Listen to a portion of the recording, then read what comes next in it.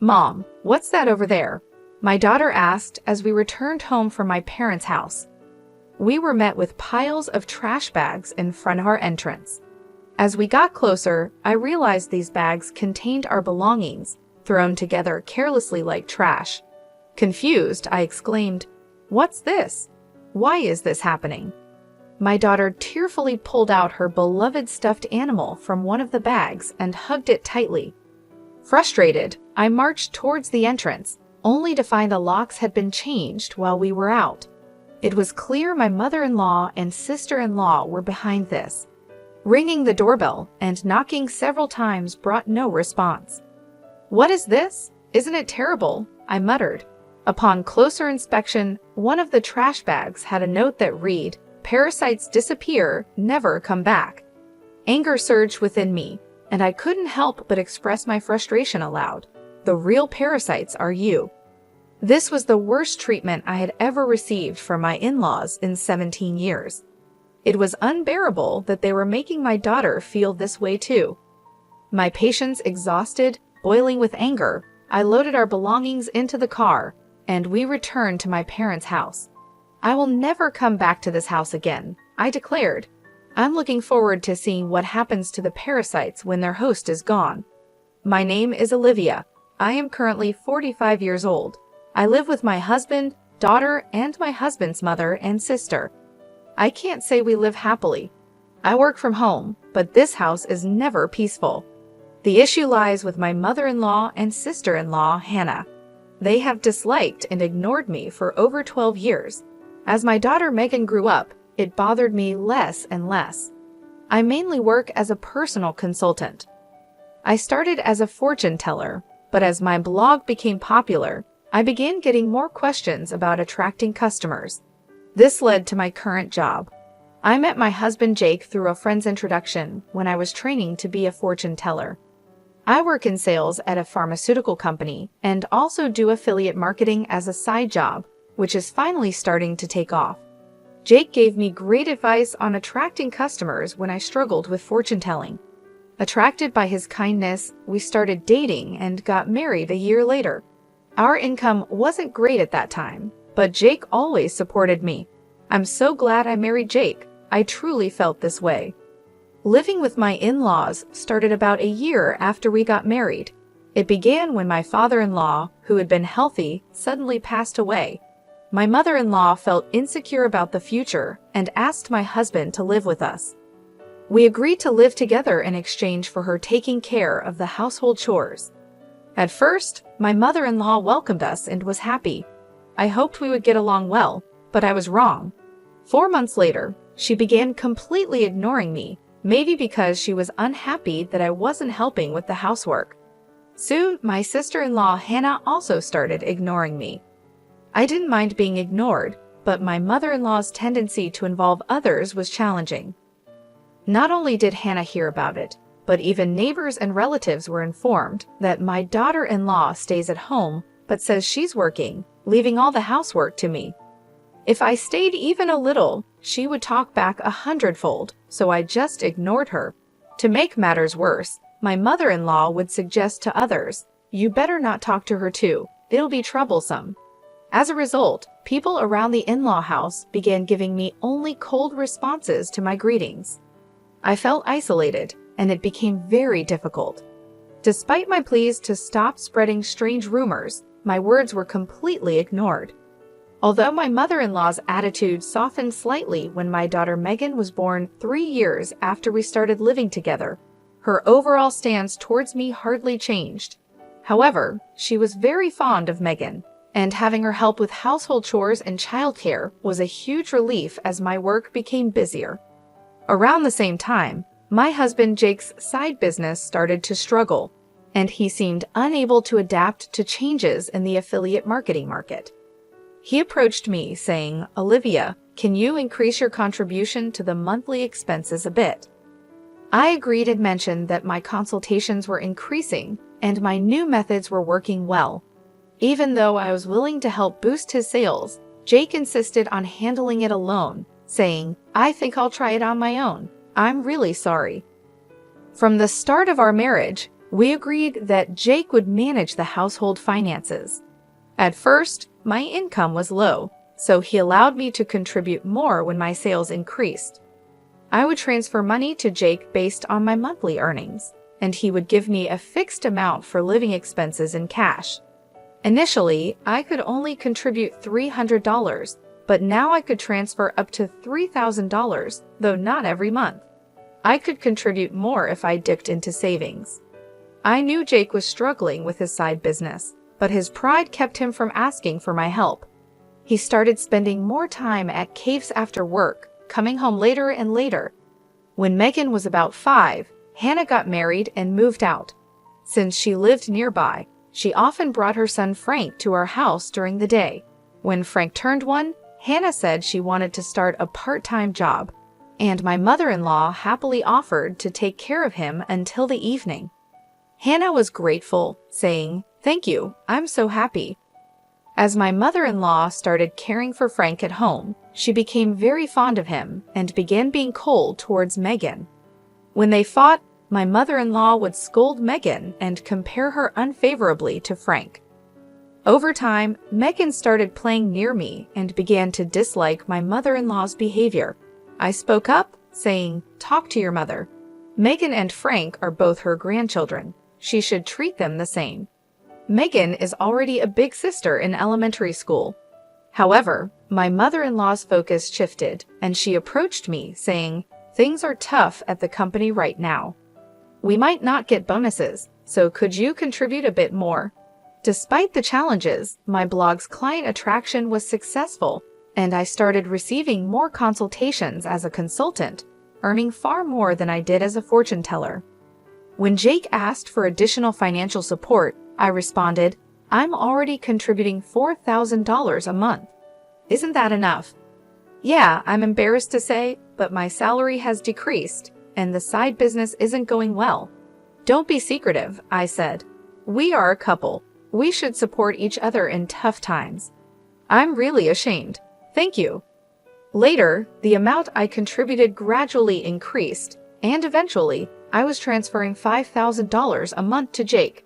Still, not wanting to hurt his pride, I let Jake continue to manage the finances. When Megan was in 7th grade, Hannah came back home with Frank. It seems Hannah got divorced due to her infidelity, but I don't know the details. By this time, Megan could help around the house, so household chores were divided among each family member.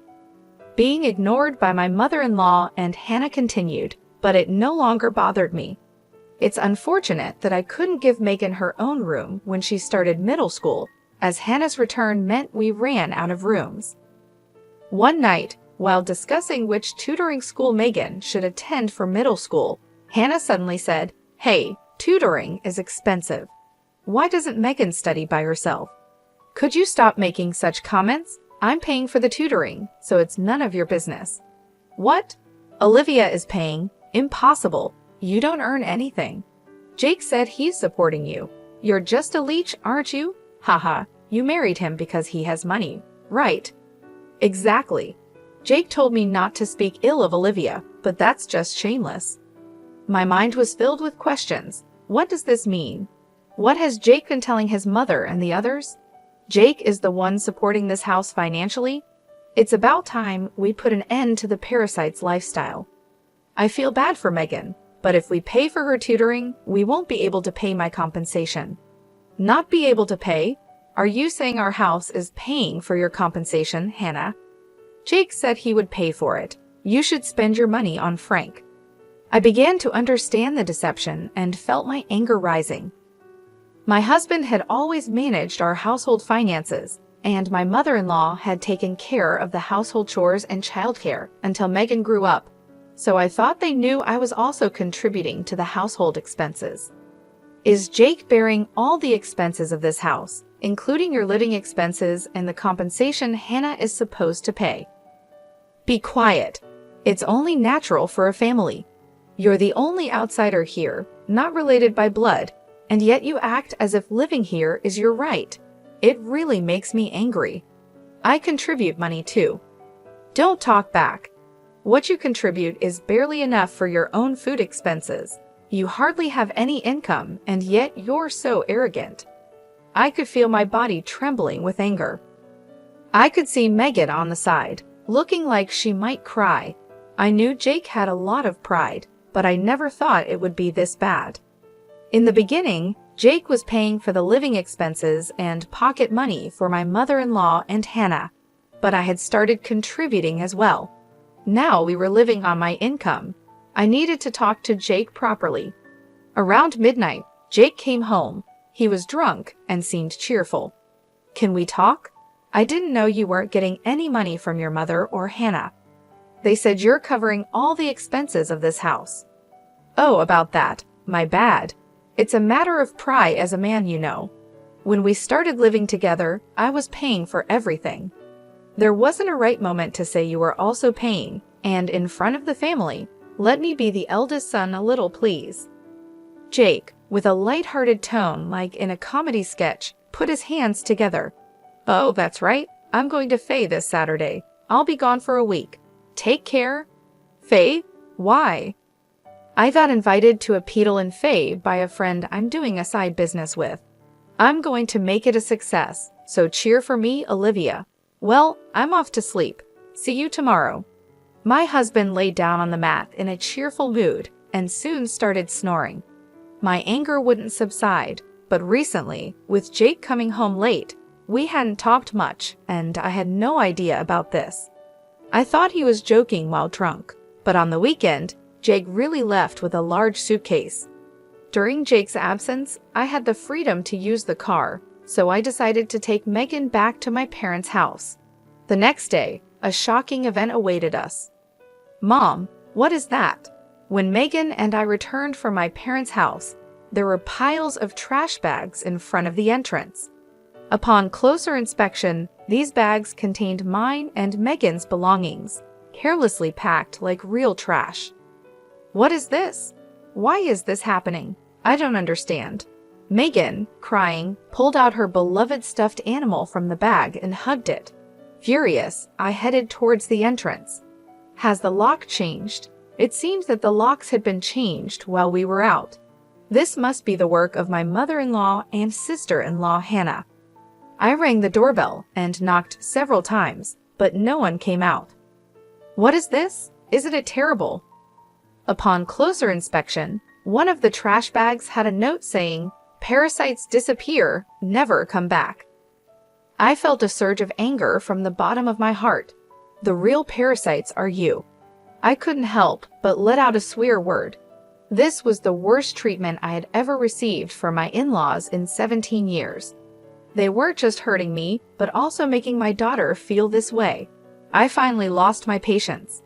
Boiling with anger, I loaded the luggage into the car, and we returned to my parents' house. I will never come back to this house again. I'm looking forward to seeing what happens to the parasites when their host is gone. When we returned to my parents' house, they were shocked. I hadn't told them about being ignored by my in-laws, the money issues, or their attitude towards Megan, not wanting to worry them. My parents said, "There's no need to go back to that house. You should claim compensation from them." They cried with anger and told me to stay with them. My mother's words, "You really had it tough," made me cry too. In reality, I had been trying my best all this time. Enough is enough. I finally decided to confront my feelings. While staying at my parents' house, I contacted a friend who had introduced me to Jake. She was connected to Jake's side business friends. "Are you doing well? I want to ask you something. Do you know if Jake's friends are currently in Faye? That famous entrepreneur Peedle, right? I was invited but wasn't interested, so I declined." "Jake didn't go, did he?" "Yeah, that's right. By the way, I heard Jake quit his job and is now managing a business with his wife. You two must be close." "Ah, yes, that's right," I replied nonchalantly and hung up. Immediately after, I called Jake's company. What my friend said was true, and to my surprise, Jake had quit his job 3 years ago.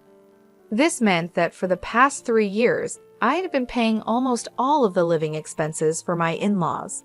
Looking back over the years, I suddenly felt hollow.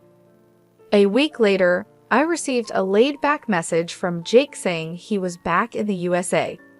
After continuously ignoring him, I stopped hearing from him altogether. He must have heard the news back home. Expecting persistent contact from Jake, I hired a detective to investigate him. The investigation revealed that Jake, dressed in a suit in the morning, spent his afternoons gambling and evenings at a woman's house. So I asked for an investigation into his infidelity as well. 2 weeks later, Jake called me. It must have been close to his former company's payday, and he was panicking. Olivia, sorry. I couldn't contact you. I'm sorry for what my family did. I heard they kicked you out, and I was thinking, why did it come to this? Really? Did you tell the truth to your mother and Hannah? Jake quickly changed the subject and said something unbelievable.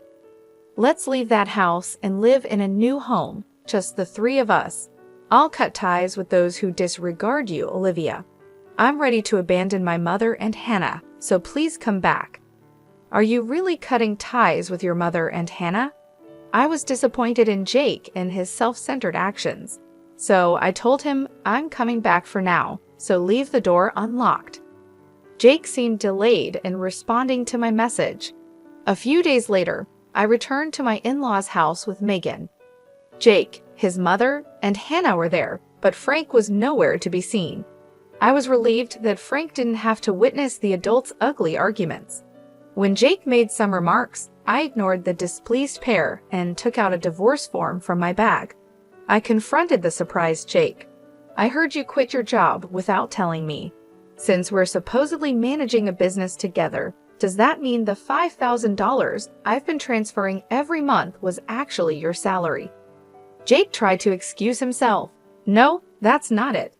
I told you the business was in trouble, right? So I decided to quit before getting fired. Really? I heard you quit 3 years ago, right? I called your company and it's still not bankrupt.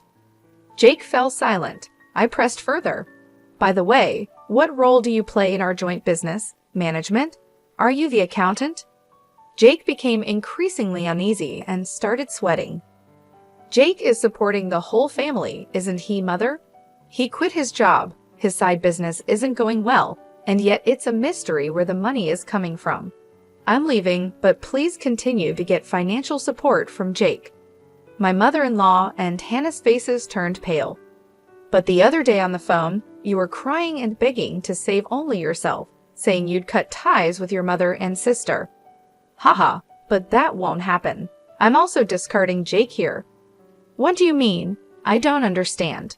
Jake hasn't been going to work. That's a lie. He leaves in a suit, and Olivia was supporting the household. It's true. Olivia has been paying for everything for years. I'm unemployed now and not doing any side business. We're going to have a hard life because you kicked Olivia out. We could have had an easy life without working if you hadn't done anything unnecessary. What do you mean by that? You were planning to abandon us, weren't you? Jake's response made my mother-in-law and Hannah furious, and they started arguing. While they caused a commotion, Megan and I began to take action. I came to pick up some forgotten items. I took a cleaning robot bought within the last 5 months, an expensive microwave favored by my mother-in-law, and the beauty device Hannah had gotten from Jake. Wait, that's mine. This is mine since I bought it with my money, or you can pay me back for it. Hannah fell silent at my words. Then I searched for and gathered my belongings from their rooms. The items they had put out did not include my expensive brand bags and accessories. Why are you taking that too? This is mine. I ignored their complaints and sweet talk. Finally, I dropped a bombshell on Jake. Oh, I forgot. I plan to claim compensation from your mistress, Lauren. Tell her it's no use running away. What? How do you know about her? I know you went to Faye with Lauren recently. Good for you, right? Of course, I have all the evidence of the affair, so no escaping that. No way.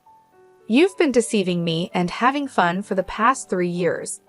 I'll be claiming compensation for the affair, child support for Megan, and oh, you were secretly paying Hannah's compensation too. I'll be claiming that back as well. As I prepared to leave, My mother-in-law and Hannah desperately tried to stop me. I was wrong, Olivia. I'm sorry. We just believed what Jake said. We can't live without you. We'll do anything. Please help us. I can't pay you back for the compensation. I'm sorry too. I apologize for everything. You'll forgive us, right? I couldn't help but laugh at their foolish faces. They finally realized who had been supporting their lifestyle, realizing too late that their non-blood-related support was gone. Let's just ignore these people, Mom. Let's go home. Yes, that's right. Jake, you'll be hearing from the lawyer soon. Please take care of it. Leaving a dejected Jake behind, we returned home with the items we had collected. Later, my divorce with Jake was finalized, and I demanded compensation through a lawyer. I received many apologies and pleas for reconciliation from my mother-in-law and Hannah, but I ignored them all. Surprisingly, there was still some inheritance left from Jake's father. The fact that they had been living off my money without using their own made me angry again. However, the inheritance wasn't enough for the compensation, and ultimately, they had to sell the house to make a lump sum payment. Naturally, this included the compensation I had been paying for Hannah. After selling the house, I don't know what became of Jake's family. I hope Jake can take care of his family, but ultimately, he will choose his own path. I'd also claimed compensation from Jake's mistress, which led to an unexpected revelation. Through the lawyer, I informed her that Jake was unemployed and I had been supporting the family. Jake had deceived her, claiming he was an entrepreneur with a successful business. They broke up after an argument. Megan and I moved to an apartment, and I was able to give her the room she had longed for. I don't think my 17 years were wasted, but sometimes I wonder if I should have made a decision when I started being ignored. Now I feel happy that my home is a peaceful place,